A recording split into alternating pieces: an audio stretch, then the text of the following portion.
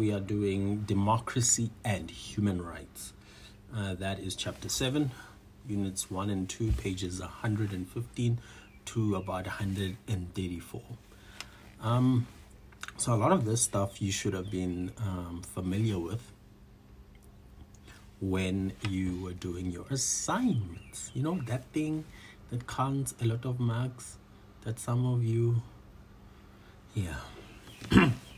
Anyway, let's start. There that you need to know about is the Bill of Rights and what does the Bill of Rights do. Okay, so in the Constitution we have the Bill of Rights, which then affords you and I rights and privileges that quite frankly are the basic tenets for us to survive. Okay, you don't earn your human rights. Your human rights are your rights. Okay, it's the cornerstone of our democracy. In fact, every law has to come out of the Bill of Rights. No law must work against your human rights. So then when we talk about human rights violations, we are talking about actions and behaviors or laws or incidences that worked against someone's basic human right. Okay, so how then do we put this together? You will then need to know what is a discussion, what is a project, what is an event, and what is a campaign. And you had to answer that in your assignment. Okay, so just know what each thing is. So I will for instance check here. Discussions are obviously dialogues, group talk, where people are offering their opinions, sharing their story, telling their experiences to others, and everyone else sharing, and we see what are commonalities, what are differences. In that way we are able to give everyone a voice. So that's what a discussion does. Projects are, you must think of a project as an overall big umbrella that can run for years. Okay, there's a big aim to solve world hunger or deal with housing, you know. So the project is the big umbrella. A project tends to last for many years, and under a project you will see, for instance, a campaign.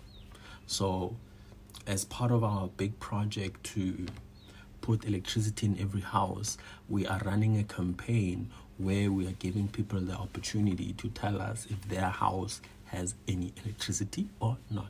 So a campaign is it's a smaller thing that people will do in the hope of helping others. And then an event is almost like one-time occasion where we are doing something to raise awareness, or it's part of the campaign, you know. So it's just a one-time event, like trigger warning, for instance. A metric dance is an event. Then you will see it's going to talk about how do you evaluate a campaign and an event, and that will be then activity 3. So if you do that one, you'll be learning how exactly do you evaluate the success, the failures, the strengths, the weaknesses of an event or a campaign that was hosted. Then unit 2 talks about the role of the media in a democracy. So again, that should sound familiar because you did that in your assignment. So know the difference between electronic media and print media. So electronic media sort of includes things that you must plug in that use electricity. Okay, and that is then available either online, available through a screen, available through the ears, so like radio. So think of it that way. Electricity, I must plug it in, so it's a physical device, okay, or through a screen. And then when you talk about print media, literally print is paper, okay. So you use paper, magazine, brochure, things you can touch and feel and read because they are made of paper. That is what print media is. Okay, then digital media, which is the actual real phrase. Electronic media is very old school, but digital media is the digitization of paper media into the digital sphere. Teaching you big words. Okay, so there, for instance, you will see, it was on page 122, it tells you the media's role in a democracy, to talk about violations of human rights, entertain, give a political information, promote nation building, shape public opinion, things like that. That's what it's there for. And then on 123, you will see examples of when the media doesn't do it. So what could impact the media from not doing its role in a democracy, and can be things like advertisations or political news are very focused on the personality. So instead of them telling us about what's going on in society, they maybe tell us that Malema has a Rolex, but he's all about the poor. You know what I mean? Stuff like that. Freedom of expression, and what are the limitations of freedom of expression. Okay, so you and I are free to say whatever we want, whenever we want. No one can shut us down for our opinion. We can say whatever we want, but there are obviously limitations. For instance, some of the limitations are if your speech discriminates against me, if your speech infringes my personal rights, we're able to challenge it and say you don't have a right to say that. Okay, so for instance, you'll see it'll tell you stuff like you don't have a right to create propaganda for war, to incite violence, to advocate hatred of people due to their race, ethnicity, gender, and religion, or to incite people to face or to incite people to create physical harm on other people. Then your freedom of expression is taken away from you. Then you will learn what they call the Protection of State Information Bill. So in society, there are whistleblowers, and what that literally means is someone exposing a crime that other people are committing.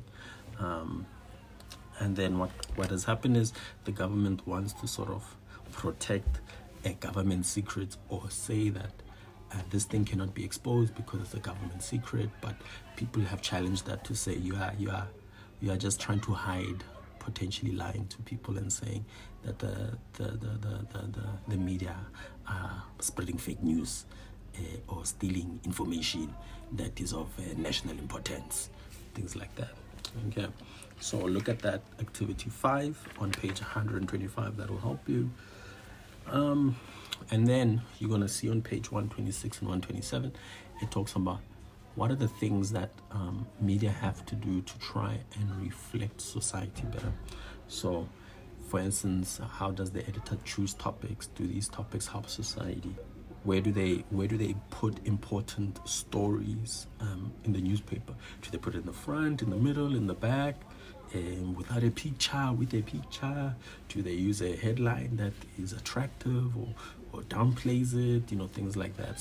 You know, so that we can see how then do the media try and influence society, and are they giving us the information in a way that we can absorb it, or are they also sending their own propaganda? So just know those 2 pages very well. Then you will see on 129, you will see an example of the press code. So these are the things that the press promises to live by. It's their ethical standards. So read through that, know it well. You should have known it for your assignment. And then you will see critical analysis of campaigns. That's 131. And the coverage of sports personalities. Just look at what are the different reasons that different ways in which the media can report on things like sports and culture, and how beneficial can that be, or how can that and what has been the focus most of the time. So just look at that. Then activity 9 just tries to unpack most of that for you. So activity 9, if you practice activity 9, you should be fine with that. All right, Hamba Nofunda.